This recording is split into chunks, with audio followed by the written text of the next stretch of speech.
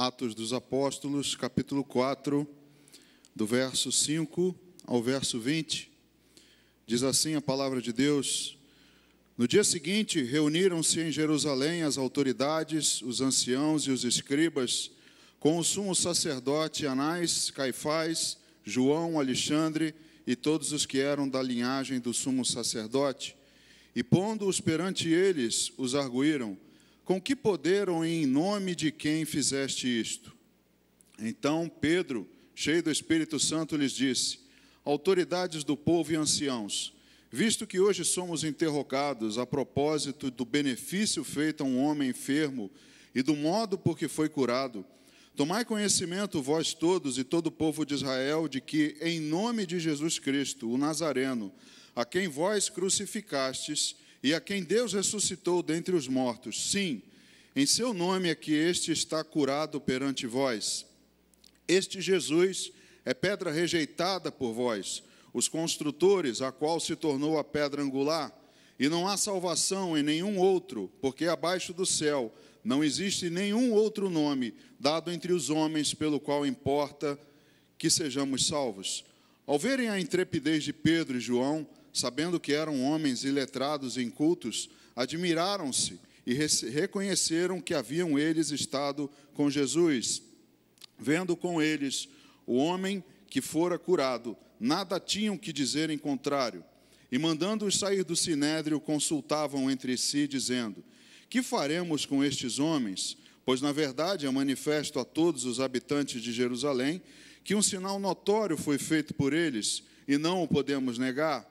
Mas, para que não haja maior divulgação entre o povo, ameacemo-los para não mais falarem este nome a quem quer que seja. Chamando-os, ordenaram-lhes que absolutamente não falassem, nem ensinassem em o nome de Jesus. Mas Pedro e João lhes responderam: Julgai se é justo diante de Deus ouvir-vos antes a vós outros do que a Deus, pois nós não podemos deixar de falar das coisas que vimos e ouvimos. Amém.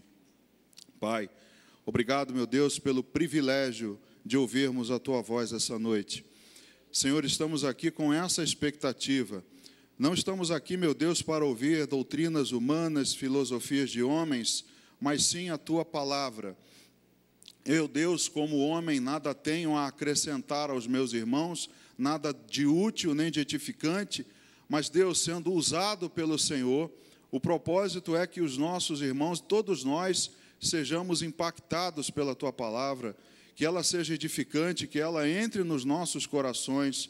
Por isso eu te peço, usa a minha vida de acordo com a Tua vontade, para que essa palavra seja pregada debaixo do poder do Espírito Santo, e todos nós possamos ser abençoados por ela. Assim rogamos a Ti e já te agradecemos em nome de Jesus. Amém. Pode sentar, irmãos. Você viu aqui comigo um trecho do livro de Atos, que é bastante conhecido por todos os irmãos, particularmente pelo capítulo anterior, um trecho em que vocês conhecem bastante bem, né? Pedro e João estavam indo para o templo, para a oração, e eles estavam ali na porta chamada Formosa, e encontram um coxo, e ele ali, olhando para os dois, meio que pedindo alguma coisa, esperando receber alguma coisa, né? Ele é fitado nos olhos e recebe aquela palavra que os irmãos conhecem: Eu não tenho prata nem ouro, mas o que eu tenho te dou. Em nome de Jesus Cristo Nazareno, levanta. E ali esse homem foi curado. E eles chegam diante desses homens aqui, perante o sinédrio, justamente por isso, porque depois do homem ter sido curado, Pedro prega a palavra e ensina a respeito do nome de Jesus. Então, por isso, ele diz aqui que foi interrogado pelo benefício feito a um homem e pelo modo que foi curado. Ele foi explícito dizendo: quem fez isso foi Senhor Jesus, em nome dele é que esse homem foi curado. Então Pedro aproveita essa oportunidade, prega a palavra, mas é interrogado. Depois de todas essas explicações que Pedro dá a esses homens, vem a tentativa de negociação, a tentativa de que recebesse de Pedro, né, alguma abertura, alguma concessão. E aí no verso 18 que nós lemos, diz assim: chamando-os, ordenaram-lhes que absolutamente não falassem nem ensinassem em o nome de Jesus. Eles chamam Pedro e João e fazem a ele, então, essa proposta: olha, não façam isso, não preguem a palavra, não ensinem mais a respeito desse nome. Eles, então, depois das explicações, depois deles reunidos, né, vendo que era notório que algo tinha sido realizado, que não tinha como questionar, a única alternativa foi pedir a eles, tentar negociar com eles uma concessão, dizendo: olha, não preguem mais. Mas isso é muito comum na cultura humana. Isso não foi algo peculiar desses homens que se julgavam os líderes religiosos. Isso já vem há muito tempo. Já é a cultura humana, já desde o Éden, a mania de conseguir, né, negociar, de tentar uma saída, um escape, tentar uma concessão. Foi assim no pecado original, e Adão já diz: olha, eu tentei me esconder, cozi folhas de figueira, né, porque eu estava nu, foi ela, não fui eu, foi a serpente. Aquela coisa de tentar arrumar uma desculpa. E para nós brasileiros, então, nem se fala, o jeitinho, não é? De tentar uma concessão, de tentar uma negociação, não é? Quem aqui já, outrora, não me diga que você faça agora, mas quem já não foi, em tempos passados, uma tentativa de subornar alguém? Você não dá um jeitinho assim, não? Deixa eu passar na frente, não me multa, não. Dá um jeitinho, faz uma concessão, vamos negociar. Quem já não fez isso outrora, né, antes da sua conversão, hoje já não faz mais? Mas sempre o brasileiro é conhecido pelo seu jeitinho nas coisas, mas isso já faz parte da cultura humana há séculos, irmãos. E você certamente já ouviu aquela célebre frase, né, que todo homem tem seu preço. Já ouviu? Alguém já te disse assim: todo mundo tem seu preço. E aí eu, procurando, né, na internet algumas frases a esse respeito, eu vi algumas interessantes. Uma delas dizia assim: todo homem tem seu preço. Aquele que diz que não tem, normalmente é o mais barato. Uma outra dizia assim: todo homem tem seu preço, mas tem alguns que não valem nada. Frases a respeito dessa teoria de que todo mundo tem um preço. Um homem que talvez você conheça ou já ouviu falar, chamado Friedrich Nietzsche. Já ouviu falar nesse homem? Um pensador alemão, famoso, filósofo, né, filólogo também, poeta, autor, um homem muito inteligente, proeminente do século XIX, um dos maiores pensadores alemães. Ateu, infelizmente, morreu com problemas mentais, mas foi criado no meio protestante. Seu pai e seus avós eram pastores, e ele, por sua dedicação, né, a sua também já se mostrando muito dedicado, muito focado, era chamado de pastorzinho desde pequeno. E ele, talvez, por causa desse conhecimento da palavra de Deus, que infelizmente um dia veio a se afastar e a negar, até publicou uma obra chamada O Anticristo, ele disse o seguinte, abre aspas: todo homem tem seu preço, diz a frase. Não é verdade, mas para cada homem existe uma isca que ele não consegue deixar de morder. De certa forma, Nietzsche tem razão, porque nós, outrora, também tínhamos algo para nós, uma isca que nós não resistíamos, caíamos no laço, éramos escravos disso e nos lançávamos nessa isca, né? Eu costumo dizer que nenhum leão vai se lançar em cima de uma cesta de legumes, né? Rasgar um rabanete, comer um tomate. nenhum leão vai fazer isso. Normalmente se lança uma isca com uma carne suculenta para que ele vá até ela. Mas isso vale para o homem antes da conversão, porque após a conversão, o homem, ele até pode ter algo, porque o adversário anda em nosso derredor buscando, né, nos derrubar, nos tragar, mas quando ele, como tentador, coloca a isca para nós, a palavra diz que Deus também nos dá o livramento. Nós também temos a opção de não fisgar essa isca.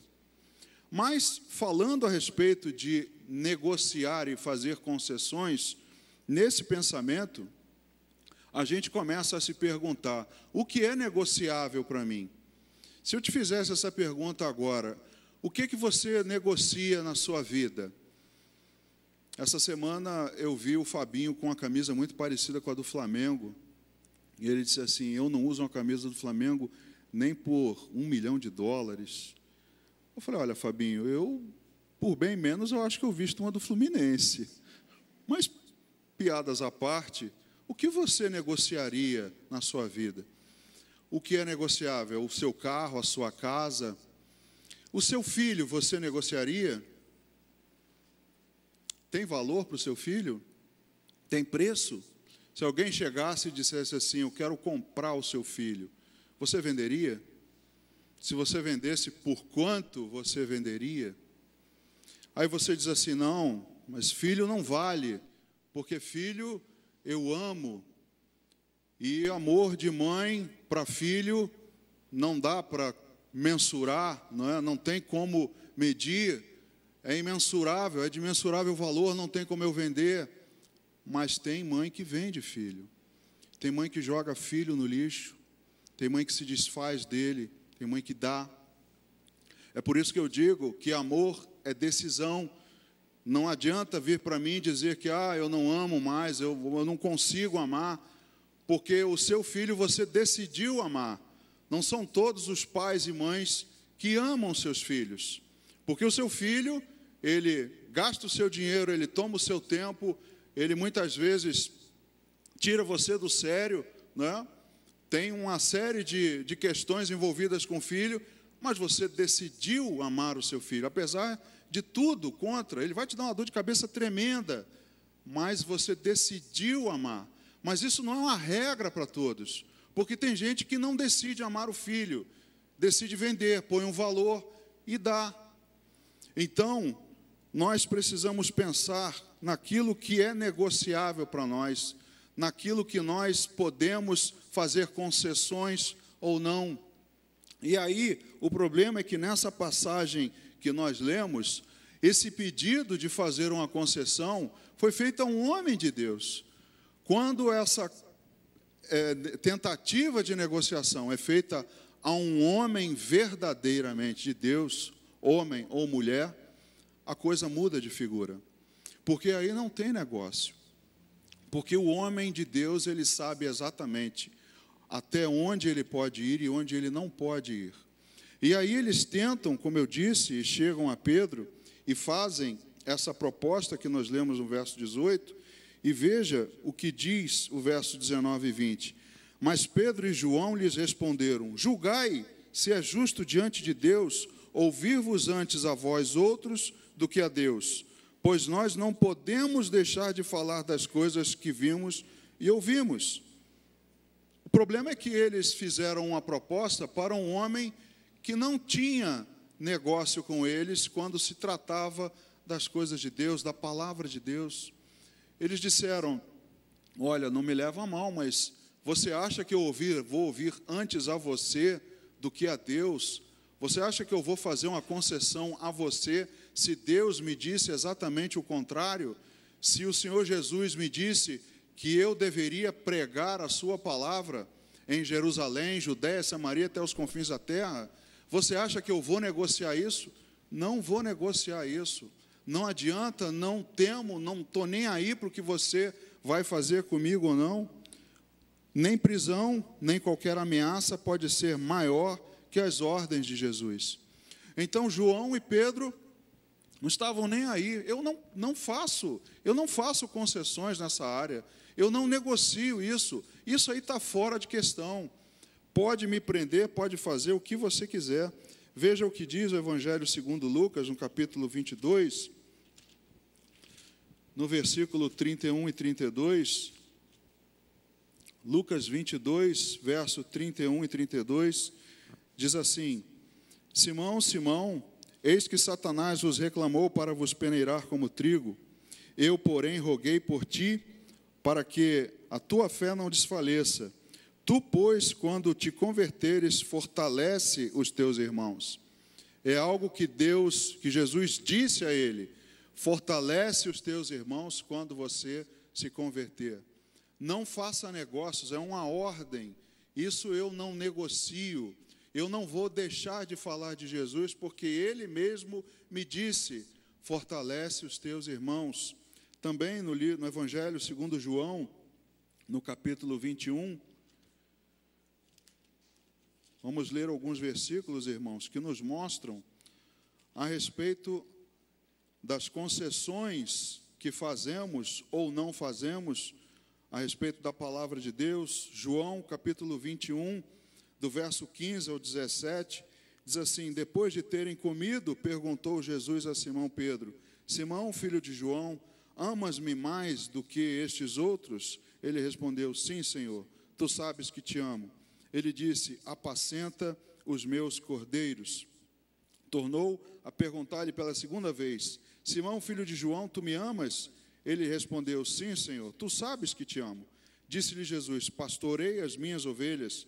Pela terceira vez Jesus lhe perguntou: Simão, filho de João, tu me amas?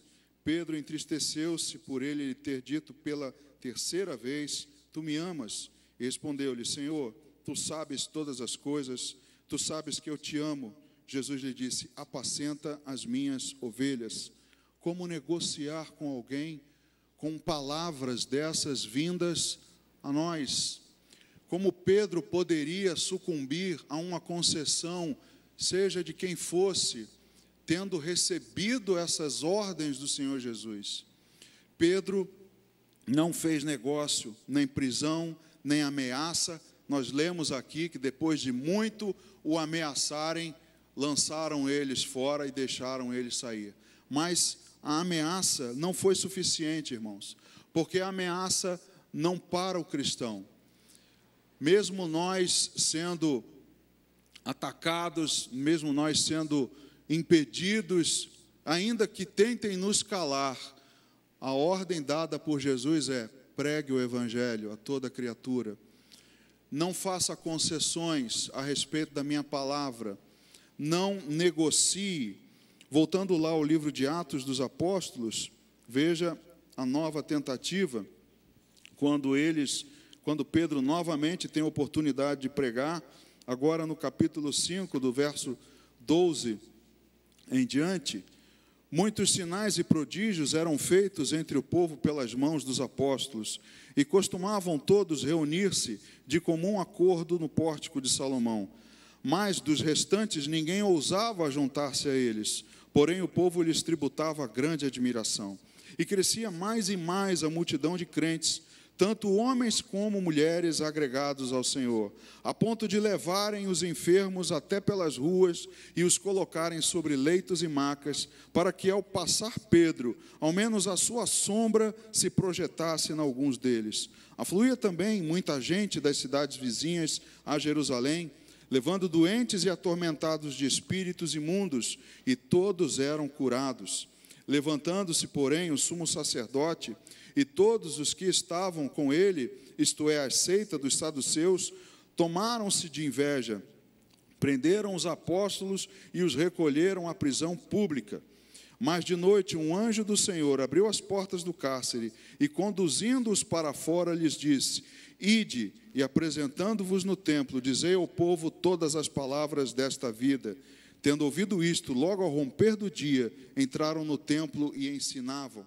Chegando, porém, o sumo sacerdote e os que com ele estavam, convocaram o sinédrio e todo o senado dos filhos de Israel e mandaram buscá-los no cárcere.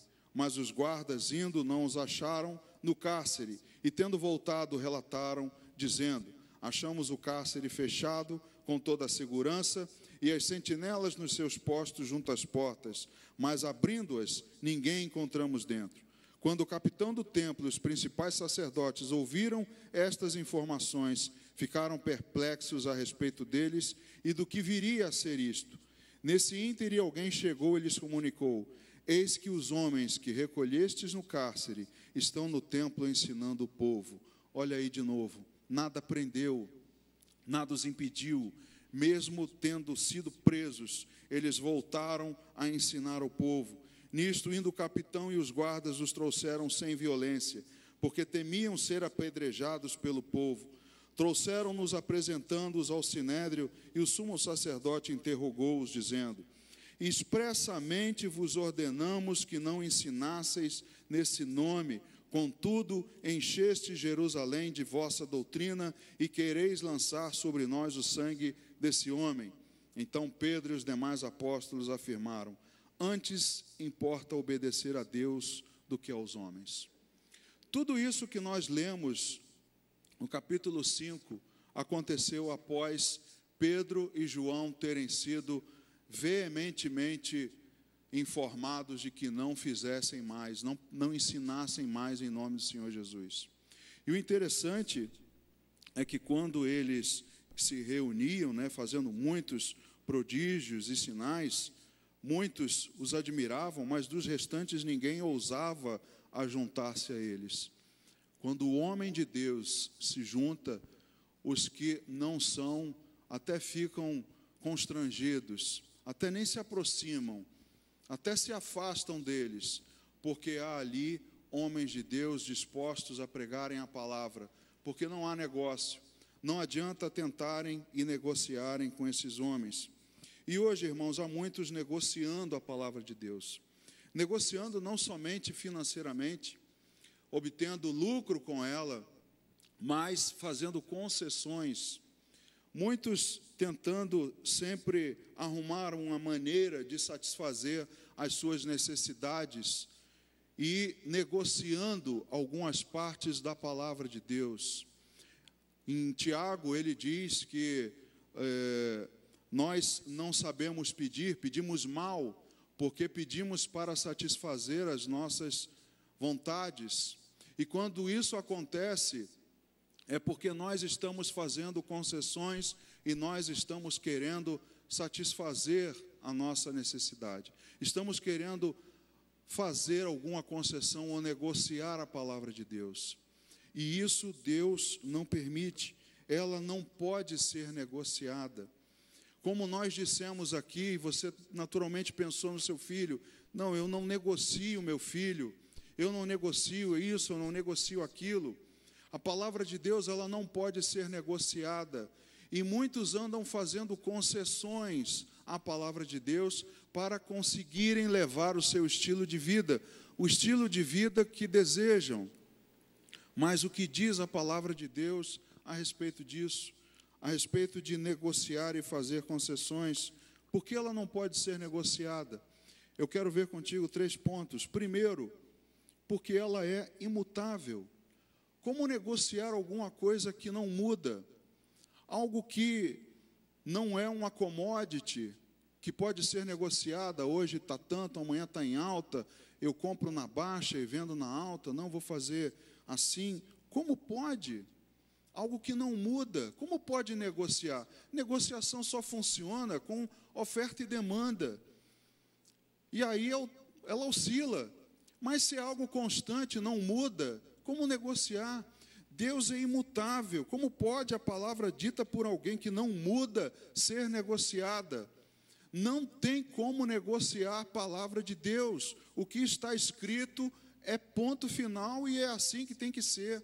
Não posso fazer concessões, não posso adaptá-la. Hoje a Bíblia disso, a Bíblia dos Testemunhos de Jeová, a Bíblia dos politicamente corretos, a Bíblia, todos querendo fazer concessões para adaptar o seu estilo de vida. Mas a palavra de Deus é imutável, porque Ele é imutável. Leia Malaquias, capítulo 3, versículo 6. Hoje a mensagem vai até às 11, tá? Malaquias, capítulo 3, verso 6. Veja o que diz: porque eu, o Senhor, não mudo. Por isso vós, ó filhos de Jacó, não sois consumidos. Deus afirma na sua palavra: eu não mudo. A palavra diz que Deus não é homem para que minta, nem filho do homem para que se arrependa.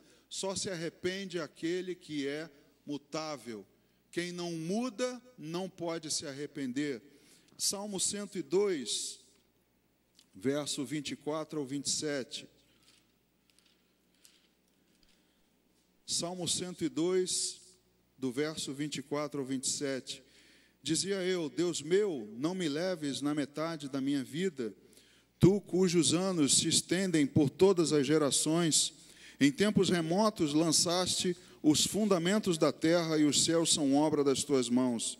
Eles perecerão, mas tu permaneces. Todos eles envelhecerão como uma veste, como roupa os mudarás e serão mudados.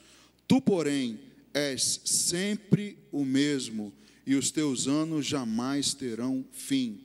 Como negociar a palavra de alguém que não muda, é eterno?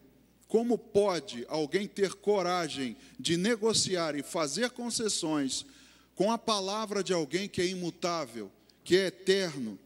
Então, como uma cláusula pétrea, você já ouviu falar nisso? Cláusula pétrea, nós temos na nossa Constituição. São direitos ali, artigos da Constituição que não podem ser mudados, nem podem entrar em pauta para votação. Não sai e ponto final.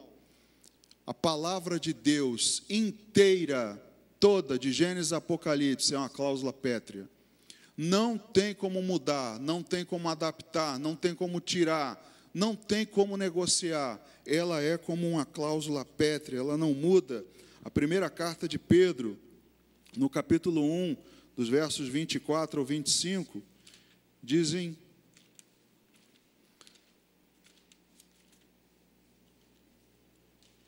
primeira carta de Pedro, logo no primeiro capítulo, os versos 24 e 25. Pois toda a carne é como a erva, e toda a sua glória como a flor da erva. Seca-se a erva e cai a sua flor. A palavra do Senhor, porém, permanece por quanto tempo? Eternamente. A palavra de Deus não tem validade, não caduca. As pessoas dizem: a Bíblia é antiga, está escrita há muitos anos, precisa ser atualizada, os tempos mudaram, a sociedade mudou. Mas Pedro diz que ela permanece eternamente. Então não dá para negociar, irmãos. Não dá para adaptar a palavra à situação. Não tem como adaptar ao tempo. A palavra de Deus não muda, é a mesma e sempre será. Então não tem negócio. Se ele é imutável, sua palavra tem credibilidade. Quem não muda tem crédito. Quem sempre paga não tem crédito. Quem diz vou e vai não tem crédito. Você não acredita naquela pessoa. Então, se ele é imutável, a sua palavra tem credibilidade. É como uma rocha, é algo firme, sólido, em que você pode confiar. É imutável. Mateus capítulo 16, verso 18. Mateus capítulo 16, verso 18. Também eu te digo que tu és Pedro, e sobre esta pedra edificarei a minha igreja, e as portas do inferno não prevalecerão contra ela. A rocha, firmeza. Isaías capítulo 41. Vá lá em Isaías capítulo 41, dos versos 8 ao 10. Isaías 41, verso 8. Mas tu, ó Israel, servo meu, tu, Jacó, a quem elegi, descendente de Abraão, meu amigo, tu, a quem tomei das extremidades da terra e chamei dos seus cantos mais remotos, a quem eu disse: tu és o meu servo, eu te escolhi e não te rejeitei. Não temas, porque eu sou contigo, não te assombres, porque eu sou o teu Deus, eu te fortaleço e te ajudo e te sustento com a minha destra fiel. Deus é fiel, tem credibilidade. Ele é a rocha firme em quem você pode confiar. Então não tem como mudar, não tem como mudar a palavra dele. Se nós mudarmos e fizermos concessões, vem sobre nós as consequências, porque a palavra de Deus, ela é repetitiva. Obedece aos meus preceitos e às minhas palavras, para que você tenha vida, para que a vida dos teus filhos se prolongue, sempre pautado na obediência, sempre pautado em seguir os preceitos de Deus. Então, o que permanece fiel também é abençoado. O homem que permanece fiel à palavra de Deus é abençoado. Salmo 125, verso 1.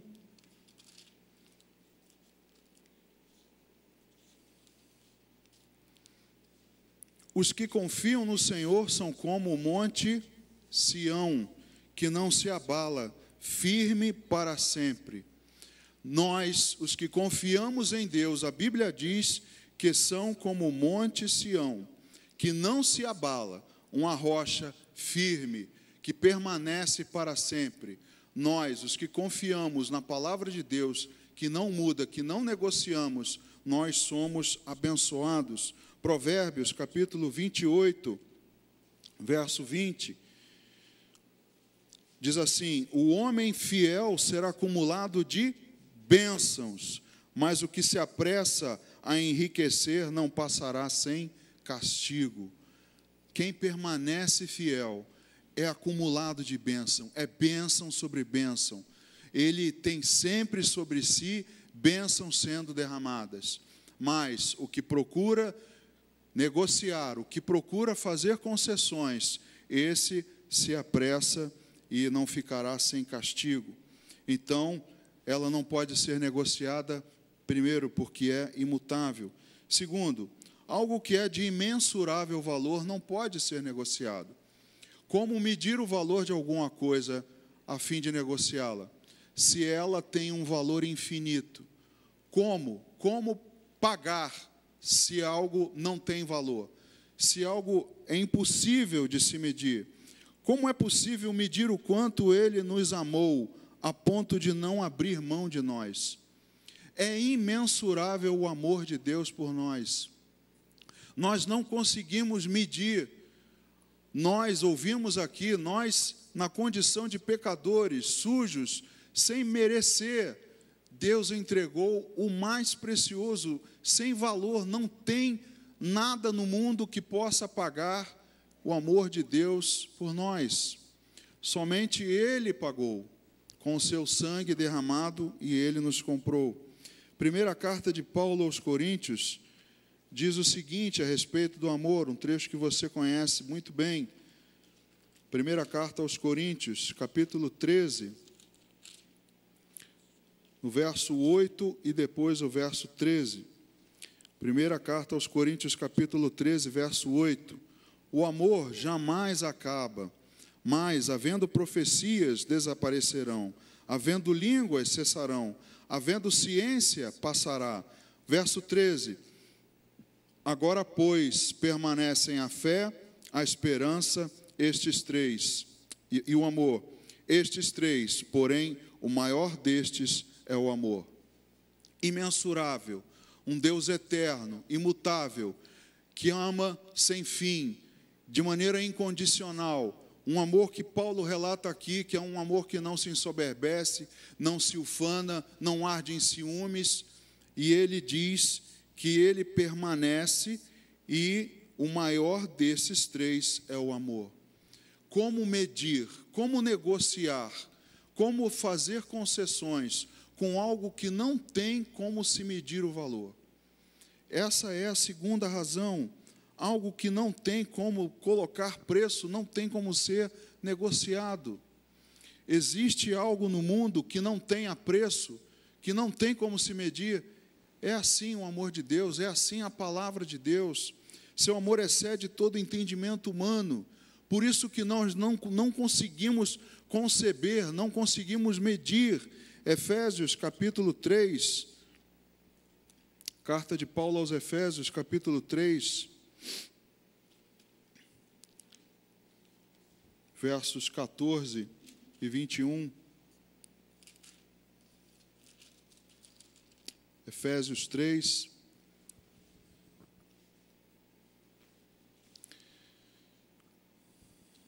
Acho que eu anotei a referência errada. Por esta causa me ponho de joelhos diante do Pai, de quem toma o nome toda a família, tanto no céu como sobre a terra, para que, segundo a riqueza da sua glória, vos conceda que sejais fortalecidos com poder, mediante o seu Espírito no homem interior.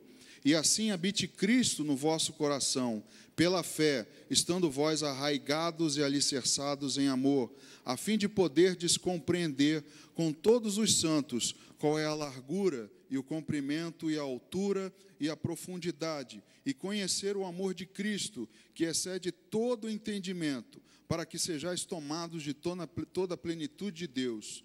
Ora, aquele que é poderoso para fazer infinitamente mais do que tudo quanto pedimos ou pensamos, conforme o seu poder que opera em nós, a ele seja a glória na igreja e em Cristo Jesus por todas as gerações, para todo sempre. Amém. Paulo diz que ele ora para que todos nós tenhamos o conhecimento, que habite no nosso coração o amor, alicerçados no amor, para que nós possamos compreender, se é que é possível, qual é a largura, o comprimento, a altura e profundidade. Paulo tenta dizer assim, olha, imagina todas as dimensões visíveis ao ser humano, as dimensões que nós conhecemos, que você tente entender qual é a profundidade do amor de Cristo por nós. Um amor que excede todo o entendimento humano. Nós estamos limitados a todos esses planos que Paulo colocou aqui. Altura, profundidade, comprimento. Mas Deus excede em tudo isso. Deus infinitamente. É impossível negociar sobre as coisas espirituais. É impossível, irmão, negociar aquilo que a nossa mente humana não consegue conceber. É impossível, irmãos, nós termos a ousadia, tendo um Deus infinito, com um amor infinito, cuja palavra permanece eternamente, negociar algo dele, algo que ele deixou para nós. Eu tenho outros versículos aqui, que eu não vou ler, mas Isaías 40, versículo 8, diz assim, Isaías 40, verso 8,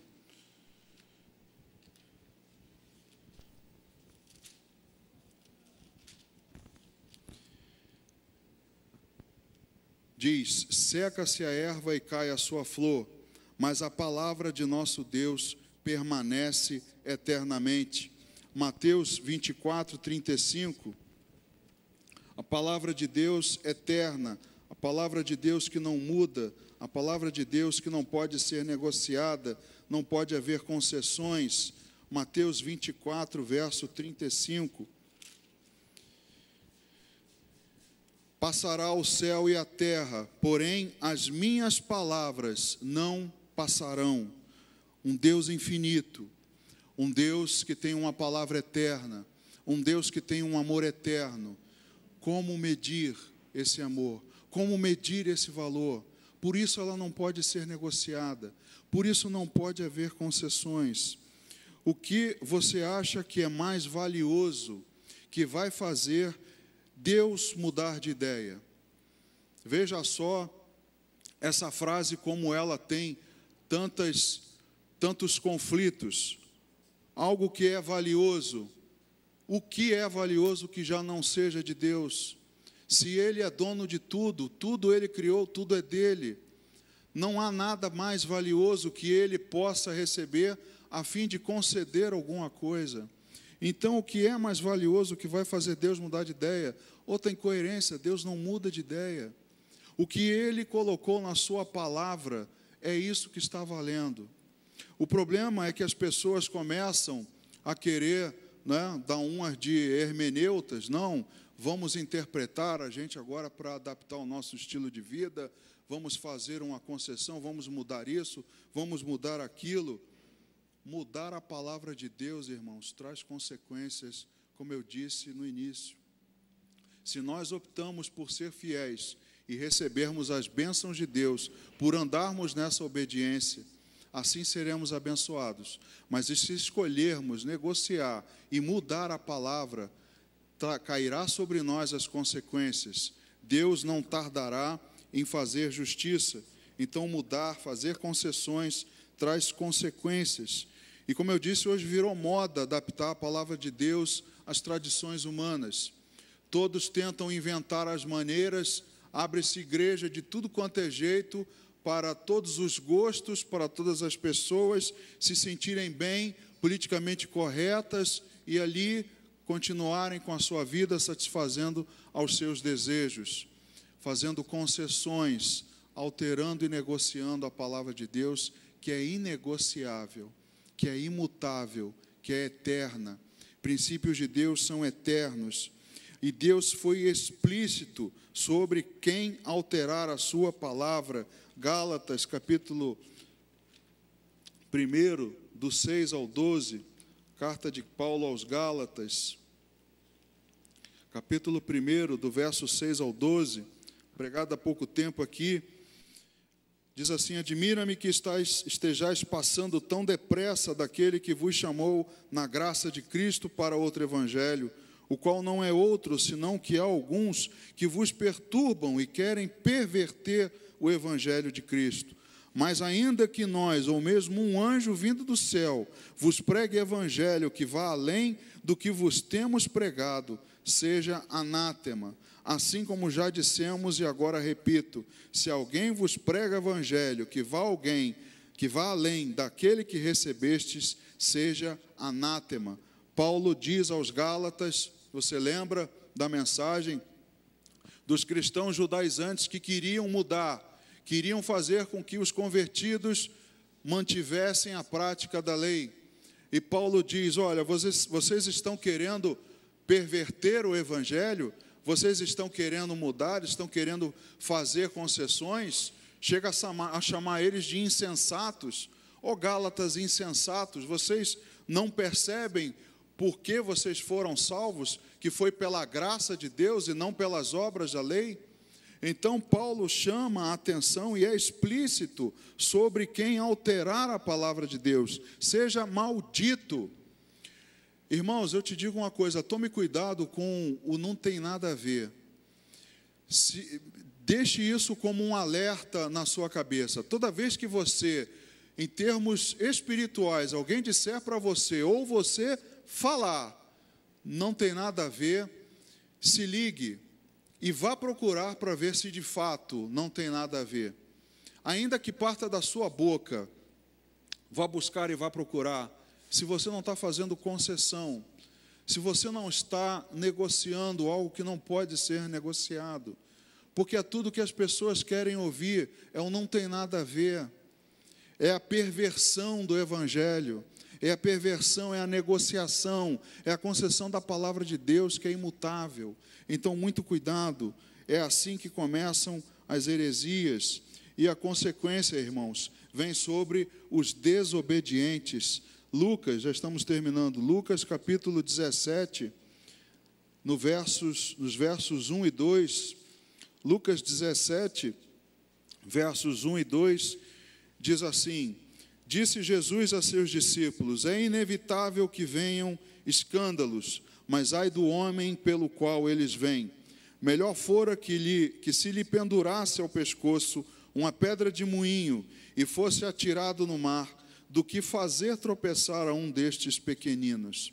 A palavra que é usada aqui de escândalo, no grego ela era usada como uma armadilha, como uma pedra de tropeço, como essa mesma passagem nos outros evangelhos é mencionada, quem fizer tropeçar, é como se nós estivéssemos ensinando algo errado a alguém e fazendo com que essa pessoa tropeçasse.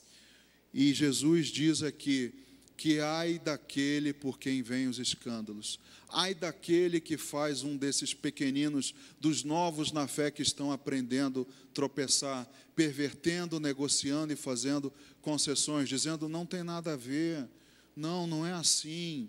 Ai daqueles, irmãos, assim diz a palavra de Deus. E até hoje a humanidade colhe as consequências de fazer concessões. Você conhece a passagem lá em Gênesis, capítulo 3, do verso 1, perdão, Gênesis 3, verso 11.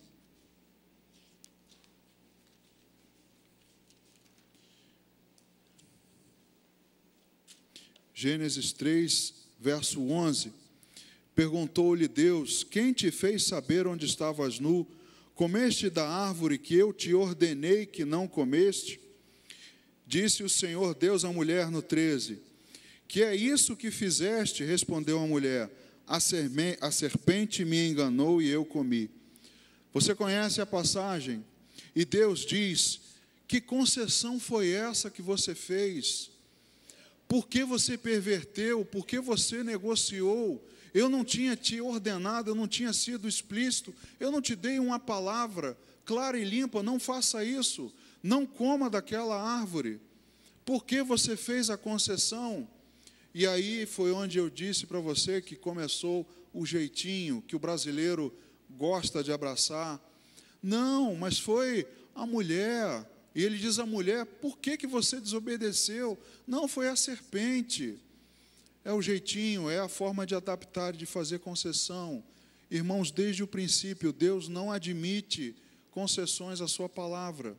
O seu mandamento, as suas ordens estão expressas na Bíblia e não tem como fazer concessão. E aí, talvez, irmãos, agora, depois de tanto me ouvir, de tantos versículos que nós lemos, de tanto eu dizer que fazemos concessões, negociamos, talvez você esteja pensando assim: mas pastor, eu não faço concessão alguma, eu não negocio a palavra, eu não estou pervertendo o Evangelho. Tem certeza que não? Vá para casa hoje com essa meditação na sua cabeça. Eu vou te dar aqui 4 exemplos para você meditar. Será que você está fazendo concessão no que diz respeito a dízimos e ofertas? Pense nisso, veja o que a palavra diz. Cuidado com o não tem nada a ver. Não, não tem nada a ver. Hoje em dia, poxa, o Copom baixou hoje os juros para 6,25. Que é isso? 10% é muito. Não, não tem nada a ver, isso era antigamente. Será que você não está fazendo concessão? Você não está cedendo, não está negociando aquilo que Deus determinou? Será que nós estamos deixando de nos congregar? Olha a igreja vazia. O que diz a palavra de Deus? Não deixeis de vos congregar, como é costume de alguns. Será que estamos fazendo concessões? Será que estamos adaptando a palavra de Deus à nossa realidade? É claro que há aqueles que trabalham e estudam, mas e aqueles que não desejam vir? Não estão fazendo uma concessão, não estão negociando? Será que você está honrando seu pai e sua mãe, que é um mandamento de Deus, o primeiro com promessa? Honra teu pai e tua mãe. Será que você honra seu pai e sua mãe? Se não estiver, você está fazendo uma concessão, está negociando com a palavra de Deus? Pense nisso. Será que você está deixando de buscar o reino de Deus em primeiro lugar e está buscando outras coisas e deixando ele em segundo plano? Porque é isso que ele diz: buscar em primeiro lugar o reino de Deus e a sua justiça, e as demais coisas vos serão acrescentadas. Todo aquele que coloca algo acima do reino de Deus está negociando e fazendo concessão. Eu poderia citar aqui outros, vários exemplos de concessões que as pessoas andam fazendo e se dizendo no meio da igreja como cristãos, mas estão concedendo nos negócios, na vida familiar, no trabalho. Vou fazendo concessões, vou adaptando a minha realidade, eu vou me amoldando, eu vou negociando. É isso que a palavra de Deus diz para nós? Uma palavra de um Deus imutável?